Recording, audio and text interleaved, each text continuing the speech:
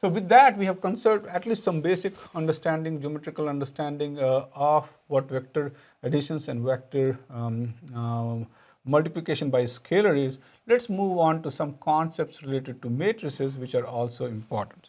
So when we are talking about the matrices, they are essentially 2D scalar with one or more column.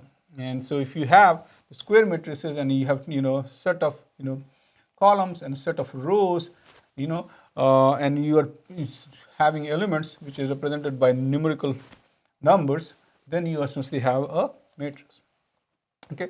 The notation for matrix is often uppercase, so you use capital A to represent a matrix. In a sense, the number of rows in the matrix are typically denoted by M, and the number of columns in the matrix is denoted by N. Okay. And so you will represent a matrix of a given number of rows and column by capital AMN, which is listed here. And this will tell you that, okay, you are representing essentially M cross M numbers in a specified format. And any element of a matrix can be reached via its row and column, and it is denoted essentially by a subscript. So there are specific types of matrices that we should be aware of and that are of special interest to us. One of them is square matrix. So square matrix is a matrix where the number of rows M is equal to the number of rows, the number of columns N. Okay, as the number of rows and columns match, essentially you only need N or one number to represent it, which is N cross N. And you will typically have A N cross N as a representing a square matrix. Okay. Now, the good thing about the square matrix that they can be readily added, multiplied together, and they form basis for many different linear transformations such as rotation, shear, and scaling, which we see a lot in computer graphics and geometrical processing techniques that we come across.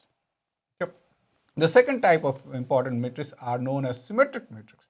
It's essentially a square matrix, so it has to be square, where the top right angle is same as the bottom left triangle. So if you take this matrix that we have, the top right triangle will be this triangle and the bottom right triangle will be this triangle, and they essentially has to be same. Okay, so if you take this top right triangle, which is represented by this is going to be essentially very similar, or same, exactly same as the bottom left triangle. So you're essentially mirror flipping them, and if you have that case, then you essentially have a matrix that is known as symmetric matrix. Okay.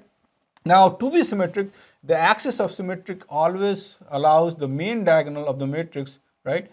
And you have to basically go from left to top left to the bottom right. Symmetric matrix is always square and is equal to its transpose. So these are the properties that any symmetric matrix will have. Okay. Another important matrix class of matrix is triangular matrix. A triangular matrix is a type of square matrix that has all the values in upper right or lower left of the matrix with remaining elements filled with 0. And here is an example that of an upper triangular matrix where we have only elements in the upper right triangle. So we have a diagonal, right, but we have elements only in the upper right, upper triangular portion of the diagonal. Anything below the diagonal that we have here are essentially 0, 0, and if that's the case, we have what is known as upper triangular matrix. Similar to the upper triangular matrix, we can also have a lower triangular matrix, and in this case, the elements below the diagonal elements, so this element 1, 2, and 3 is known as diagonal, and all the elements below this diagonal in the lower portion of this matrix are going to be non-zero, and everything on the upper side, upper triangular side of this matrix is going to be 0. If that's the case, we have essentially a lower triangular matrix. Okay. Now, one specific case of matrix is known as diagonal matrix, where we have essentially, only elements which are non-zeros are on the diagonal of this matrix. So if I take this, right, this diagonal, which is right here, those are the only elements that are non-zero. And other than that, every element in this matrix is essentially going to be 0. So if you have that case, and if you have a matrix where only diagonal elements are non-zero and both, the upper and the lower triangular of this matrices are 0, then you fall into case of this diagonal matrix. Okay? So this is the diagonal, and everything else is going to be non-diagonal.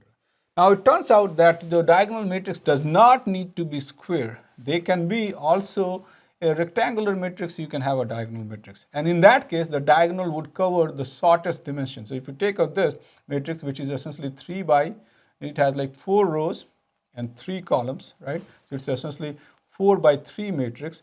So the shortest dimension is essentially 3 columns. So if you take any of the diagonal of this, which is the shortest dimension, which is 3, and you can use that to compose and create a diagonal vector, and if that is the diagonal vector and everything else is 0, then you essentially have a rectangular diagonal matrix. Now, a special case of a diagonal matrix where all the entries in the diagonal itself are just 1 is known as identity matrix, and this has also very, very important uses in many different linear algebra applications. Okay.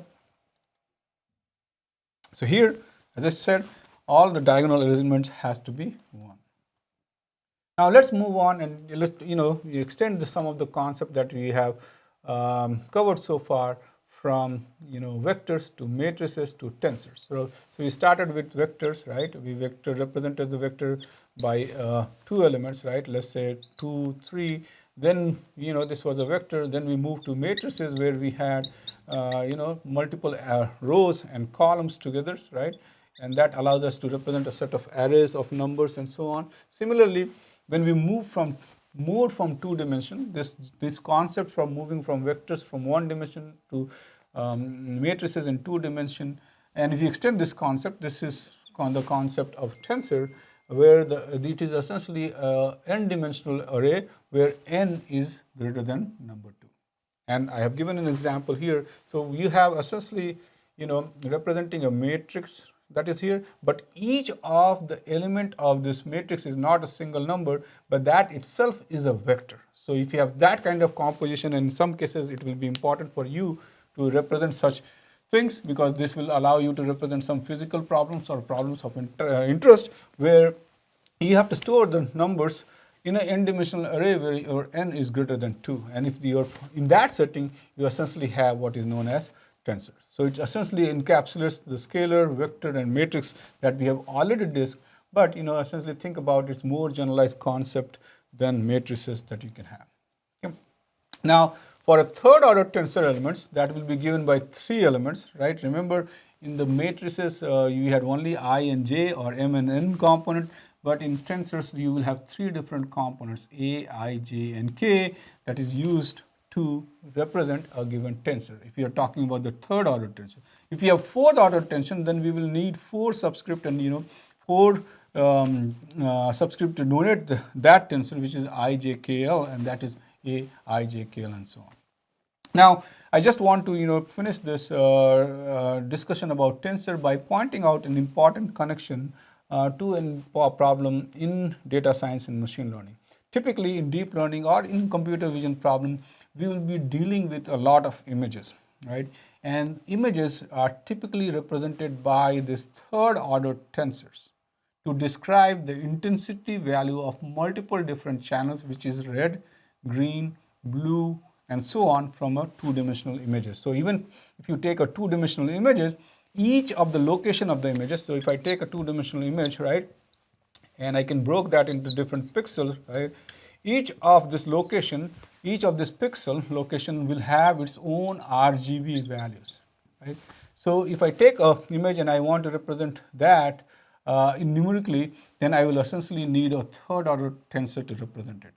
And once we have this third order tensor, we go on and we basically squish that and make that a vector, and we will explain some of those concepts later on in some of the other courses that we have, which allows us to essentially take images as a three-dimensional tensor, convert that into a vector, and then use a machine learning techniques to process and do many important tasks like segmentation, classifications, and so on. So again, we are not just discussing this sake for the numerical, mathematical aspect of it. These third-order tensors also have practical applications in machine learning, especially in the image processing domain. So with that, I would like to thank you that we have discussed like some very preliminary and basic concepts related to scalars, vector, matrices, and tensors. And in the next lecture, we will come back and work on some other different operations that we can perform on vectors and matrices. Thank you.